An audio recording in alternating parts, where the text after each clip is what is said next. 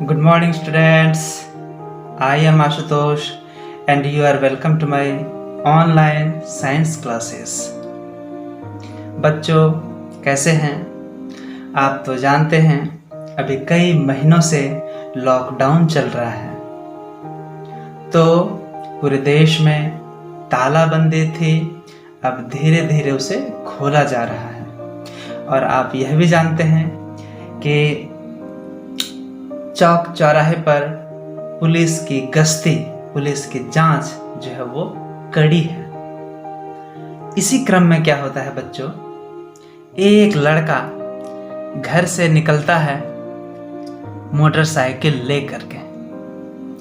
एक लड़का घर से निकलता है मोटरसाइकिल लेकर के, और वह चलता है, और बिना हेलमेट के, बिना कागज के वह रोड पर चलता जाता है और गाने गाता है। घर से निकलते ही, कुछ दूर चलते ही, रास्ते में मिल जाती पुलिस। सही सुना बच्चों आपने, रास्ते में मिल जाती यहाँ पे पुलिस। वहां पे पुलिस खड़ी थी। पुलिस ने कहा, कहाँ जा रहे हो? बेचारा हक्का बक्का बोला, बिना हेलमेट के हो, चलो निकालो मेरी फीस, हम तो हैं पुलिस। बेचारा बच्चा, किसी के पास, उसके पास कोई पैसा नहीं था, कोई कागज नहीं था, तो जैसे ही डंडा उठाया पुलिस ने, बच्चा जो है वापस भागा, फिर उसी तरह वापस भाग गया। ठीक है बच्चों। एक दूसरा लड़का इसी तरह, आप तो जानते हैं कि छोटे बच्चे मनचले होते हैं, गाड़ी चलाने के लिए भी कैसे कैसे काम करते हैं। दूसरा बच्चा जो है वो भी उधर से आ रहा है मोटरसाइकिल लेकर के। ठीक है बच्चों, उधर से वो मोटरसाइकिल लेकर के आ रहा है, वो भी गाने गाता हुआ मस्त है। मुसाफिर हूँ यारो, न घर है ना ठिकाना। और पुलिस से हो जाती है चौक पर उसकी भेंट। पुलिस को देखते ही उस लड़के ने आओ देखा न ताओ, और वहां से सटते हुए वो भागा दूसरे साइड में। मतलब वो उसी रास्ते पर नहीं भाग सका, दूसरे रास्ते से वो भाग गया। तो बच्चों, आपने क्या देखा? एक आता हुआ लड़का, पुलिस से हुई मुलाकात, और वो उसी रास्ते लौट गया। एक इस रास्ते से आता हुआ लड़का जो पुलिस को वहां पे देखते ही वहां से दूसरे रास्ते भाग गया, उसी तरह आया था तिरछा और चला गया वह तिरछा। तो बच्चों, आज हम जानने वाले हैं एक प्रकाश चैप्टर का पार्ट 3, उसमें एक टॉपिक है, उसी को सीखने जा रहे हैं। तो ठीक ऐसे ही होता है जब प्रकाश की किरणें आती हैं किसी माध्यम से, और वह किसी अपारदर्शी और चिकनी सतह से टकरा जाती है, तो वह वापस उसी माध्यम में लौट जाती है। आप सोच रहे होंगे कि वो क्या होता होगा पीछे जो है वो आपका अपारदर्शी कैसे बन गया, मतलब जिस पार से लाइट जा नहीं सके। ये देखिए बच्चों, ये आपने देखा होगा, ये देखिए ये कांच है, मतलब शीशा है, और इसके पीछे आप देखें कलर किया हुआ है, ये पेंट किया हुआ है ना। तो इधर से लाइट देंगे तो उस पार नहीं जाएगा, मतलब ये अब अपारदर्शी बन गया। और ये जो है ये चिकनी सतह भी है और चमकीली सतह भी है। ठीक है, आप इसका प्रैक्टिकल देखना चाहते हैं तो बच्चों आप इसको पहचानते होंगे, आप इसे ज़रूर पहचानते होंगे। ये है मिरर, ये आईना जिसमें रोज़ सुबह आप अपना चेहरा देखते हैं। इसको हम यदि दें खोल, चलिए इसको मैंने दिया खोल, और आप इसका देख लें क्या है इसके अंदर झोल। ये देखिए, ये इधर जो है ये अपारदर्शी है, मतलब पेंट किया हुआ है, और इधर ये कांच का दिख रहा है, बड़ी ही चमकीली और बड़ी ही चिकनी सतह है ना, प्लेन भी है चिकनी भी है। तो इस तरह का जब सतह होता है और इस पर जब हम गिरा दें लाइट, खड़ा लाइट गिराएं, जैसे मैंने लाइट गिराया तो यह लाइट लौट कर आ रहा है, टॉर्च पर ही आ रहा है। यदि हम लाइट इसमें गिराएं तिरछा, तो वह तिरछा हो करके आप देखें वो लाइट तिरछा हो करके वापस लौट जा रहा है, वहाँ घर की दीवार पे, छत पे चला जा रहा है। ठीक है बच्चों, तो ये क्या हुआ, ये है मिरर, ये है दर्पण। तो सबसे पहले चलिए जान लेते हैं कि दर्पण क्या है।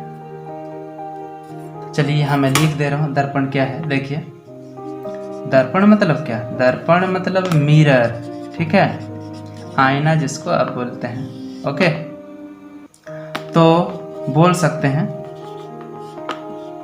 कांच मतलब शीशा। ओके, शीशा का बना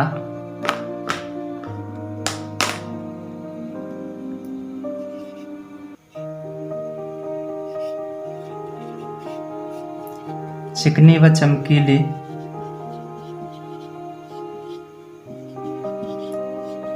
सतह वाला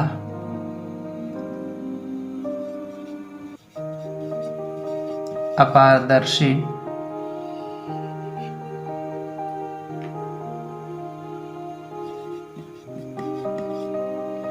वस्तु दर्पण कहलाता है। देखिए, इसमें समझने में कोई दिक्कत है? ये कांच का बना हुआ था, चिकना सतह है ऊपर और चमकीला भी है, और पीछे में पेंट किया हुआ है, मतलब अपारदर्शी है, मतलब ट्रांसपेरेंट नहीं, ओपेक। ओपेक मतलब होता है इस पार से उस पार जब लाइट नहीं जा सके तो उसको हम लोग बोलते हैं ओपेक, मतलब अपारदर्शी। ठीक है, तो दर्पण ये हो गया। दर्पण की परिभाषा डेफिनेशन नहीं आने वाला है एग्जाम में, बस आपको समझना है दर्पण क्या होता है। तो ये कांच का बना होता है, ये चमकीला होता है, ठीक है, ये चिकना होता है, और इधर पेंट कर दिया जाता है जिसके कारण ये अपारदर्शी हो गया। ठीक है बच्चों, ये हो गया आपका दर्पण। तो अब चलिए इसको देखते हैं। चलिए इसको मैं यहाँ मिटा रहा हूँ, आगे आप समझिए फिर।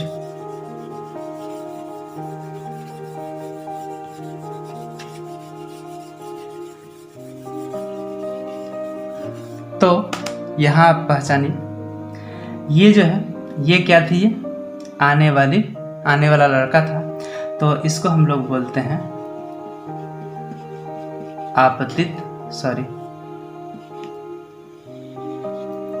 आपतित किरण, मतलब incident ray. Okay, Hindi English में बोलेंगे तो इंसिडेंट रे। ओके, यहाँ भी आने वाली और जाने वाली एक ही रास्ते पर है, ठीक है, और ये हो गई, ये वापस लौट गई, तो इसका नाम है परावर्तित किरण। ओके, और ये आने वाली किरणें यहीं पे इस बिंदु पर आकर के टकराती है, इसलिए तो ये हो गया रिफ्लेक्टेड रे। ओके, और इस पॉइंट का नाम हो गया आपतन बिंदु। ठीक है, पॉइंट ऑफ इंसिडेंट। ठीक है, ये हो गया आपतन बिंदु। और ये जो सतह है, ये जो बाहर से ये सतह, इस सतह का नाम हो जाएगा परावर्तक सतह, परावर्तक सतह। अच्छा, ये तो आने वाली किरण, फिर जाने वाली किरण। ये किरण यदि यहाँ नहीं बल्कि यहाँ हम लोग यदि एक सीधी खड़ी रेखा की कल्पना करें तो इसका नाम हो जाएगा नॉर्मल, मतलब अभिलंब। ये क्या होता है, ये परपेंडिकुलर होता है, मतलब लंब होता है किस पर, ये परावर्तक सतह पर। ये जो है ना, इसको मैं ऐसे कर दूं, ठीक है, तो ऐसे कर दूं तो भी वही बात है, एक ही बात है ये नीचे आ गया, ये जो दर्पण है, ये जो चमकीली सतह ये नीचे है, पीछे में पेंट किया हुआ है। ये आने वाली किरणें, ये जाने वाली किरणें, ये अभिलंब, और ये वाला हिस्सा परावर्तक सतह, और ये आपतन बिंदु। ठीक है बच्चों, इस तरह की घटना होती है और ये इसका नाम है। तो चलिए इसके आगे और जानते हैं। ये देखिए यहाँ भी मैंने वही किया है कि आने वाली किरण, ये आपतित किरण, ये परावर्तित किरण, ये अभिलंब, ये आपतन बिंदु और ये परावर्तक सतह। यहाँ भी आने वाली किरणें, वो जाने वाली किरणें, ये आपतन बिंदु, ये परावर्तक सतह, और ये पीछे में जो है पेंट किया हुआ है, कलरिंग किया हुआ है। ठीक है, तो और क्या है, इधर एक ही है, क्या है, समांगी माध्यम है। बताया था मैंने समांगी माध्यम ये क्या होता है, या तो इधर हवा है, या तो इधर शीशा है, या तो इधर पानी है। मतलब वो एक ही अंग वाला होना चाहिए, है ना। ऐसे नहीं कि कहीं पे घनत्व कम हवा ही है तो कहीं घनत्व कम, कहीं ज़्यादा, ऐसा नहीं। ठीक है, तो यदि हम परावर्तन को परिभाषित करना चाहें तो इसमें जो चीज़ हो रहा है तो हम लोग बोल सकते हैं कि देखिए, एक होमोजीनियस, इसको बोलते हैं, एक समांगी माध्यम में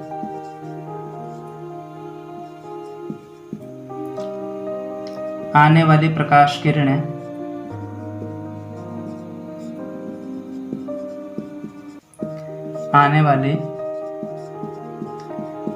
किरणें किसी चमकीली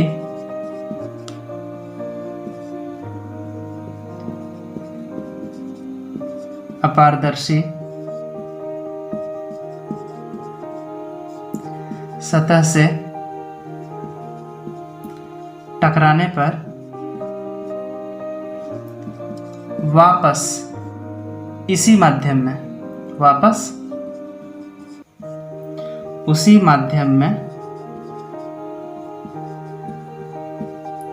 लौट जाती है।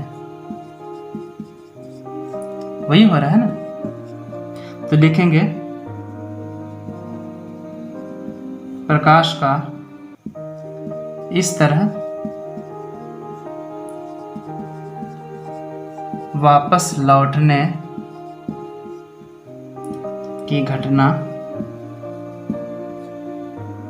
परावर्तन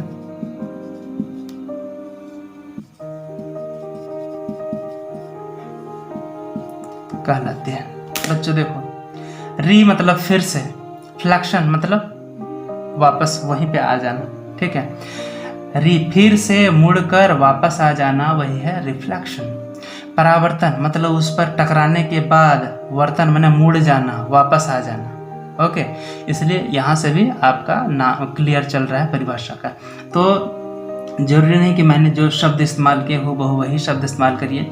हाँ, आप समांगी माध्यम यूज़ कर सकते हैं, प्रकाश किरण तो यूज़ करना ही पड़ेगा, चमकीली और अपारदर्शी सतह तो यूज़ करना पड़ेगा। ठीक है, बाकी चीज़ आप अपने से इसको चेंज कर सकते हैं। मतलब एक समांगी, एक माध्यम, किसी माध्यम में, ठीक है, या एक समांगी माध्यम में आने वाली प्रकाश किरणें, ये आ रही है प्रकाश किरणें, ठीक है, किसी चमकीली अपारदर्शी वस्तु या सतह से टकराने के बाद वह वापस उसी माध्यम में लौट जाती है। तो प्रकाश का किसी अपारदर्शी सतह और चमकीली सतह से टकराकर वापस लौटने की यह घटना जो है, ये परावर्तन कहलाती है। ठीक है बच्चों, इसको समझने में कोई दिक्कत है?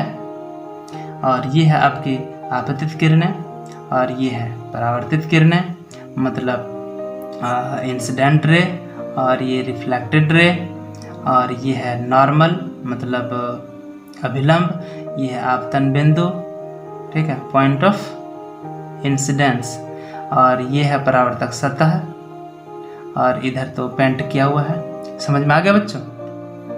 तो ये था प्रकाश का परावर्तन और फिर वो दर्पण, और इसमें कुछ शब्दावलियों का प्रयोग हुआ है जो आपको मालूम होना चाहिए कि आपतित किरण मतलब आने वाली किरण, परावर्तित किरण मतलब उस पर टकराने के बाद मुड़कर वापस जाने वाले प्रकाश किरण। ठीक है, बच्चों, अभी तक आपने यह सुना था कि प्रकाश किरणें सरल रेखा पर अपने सीधी रेखा में चलती हैं, लेकिन यहाँ आपने क्या देखा कि प्रकाश किरणें मुड़ती भी हैं। हाँ, हम लोग प्रकाश चैप्टर में प्रकाश की घटनाएं 3 तरह से मुड़ने के बारे में पढ़ेंगे, सीखेंगे कि प्रकाश किरणें सरल रेखा में चलती तो हैं, लेकिन विशेष परिस्थिति में वो 3 तरह से मुड़ती भी हैं। तो ये पहला तरीका था जो कि मुड़ जाती है मतलब और वापस उसी माध्यम में लौट आती है। इसको हम लोग बोलते हैं रिफ्लेक्शन या परावर्तन। मतलब कोई एक समांगी माध्यम है, हवा ही माध्यम हो, और बीच में कोई शीशा हो, कोई दीवार हो और खूब चमकीली हो, तो उस पर आने वाली प्रकाश किरणें जब गिरती हैं, टकराती हैं, तो वापस फिर इधर ही लौट आती है, उस पार नहीं जाती है, वापस इसी माध्यम में ही लौट आती है। और तो प्रकाश का इस तरह वापस लौट आने की घटना उसी माध्यम में, इसको हम लोग बोलते हैं परावर्तन। तो बच्चों, प्रयोगों को देख करके इतना समझाने के बाद मुझे उम्मीद है कि आप समझ गए होंगे कि परावर्तन क्या होता है, दर्पण क्या होता है, आपतित किरण क्या होती है, परावर्तित किरण क्या होती है, अभिलंब क्या होती है और आपतन बिंदु क्या होती है। मतलब यहाँ प्रकाश में परावर्तन तब होगा जब सामने में अपारदर्शी सतह मौजूद हो। यदि इस शीशे में पीछे में पेंट नहीं लगा हो तो क्या परावर्तन की घटना होगी? नहीं होगी। तो बच्चों, अभी मैंने कुछ देर पहले कहा कि मैं बताऊंगा कि प्रकाश की किरणें सरल रेखा में चलती तो हैं, लेकिन 3 स्थिति में मुड़ती भी हैं। एक स्थिति आपने देख लिया, परावर्तन। इस स्थिति के लिए क्या होना चाहिए कि सामने में प्रकाश किरण के सामने आ जाना चाहिए कोई चमकीली सतह वाली अपारदर्शी वस्तु, ठीक है, तो वह वापस उसी माध्यम में लौट जाती है। इसके आगे हम लोग जानेंगे और एक घटना, उसका नाम है विवर्तन, मतलब डिफ्रैक्शन, ठीक है। और मुड़ने की और एक घटना है, उसको बोलते हैं हम लोग रिफ्रैक्शन, मतलब अपवर्तन। तो धीरे धीरे करके उन सब के बारे में हम लोग जानेंगे। तो उम्मीद है बच्चों आपने आज का टॉपिक सीखा होगा, समझा होगा। यदि सीखा और समझा तो लोगों के बीच यह वीडियो ज़रूर से ज़रूर शेयर करें अपने दोस्तों के बीच, और कोशिश करें कि आप समझ गए तो अपने दोस्तों को समझाने का प्रयास करें। तो दोस्तों को समझाने से क्या होता है बच्चों कि आपकी समझ जो है ना वो बढ़ जाती है। हाँ, और सिर्फ आप खुद पढ़ते हैं, खुद सीखते हैं तो उससे उतना नहीं सीख पाएंगे, ठीक है। तो इस वीडियो को या कोई भी वीडियो हो उसको बार बार देखिए, 1 बार 2 बार 3 बार 4 बार 5 बार 10 बार देखिए। तो मजाल है कि हमको वो समझ नहीं पाए, सीख नहीं पाए। हाँ, और इसके बाद भी यदि कोई डाउट आपका बच गया हो तो आप ज़रूर पूछें, ठीक है बच्चों। तो यदि आपको अच्छा लगता है, आप समझ जाते हैं, तो इसी तरह से दूसरे दोस्तों को भी समझाएं, उसको वीडियो दिखाएं, उसको वीडियो फॉरवर्ड करें या फिर वीडियो के लिंक फॉरवर्ड करें। ओके बच्चों, तो आज के लिए इतना ही। मिलते हैं अगली कक्षा, अगली वीडियो में कुछ नए टॉपिक के साथ। तब तक के लिए धन्यवाद।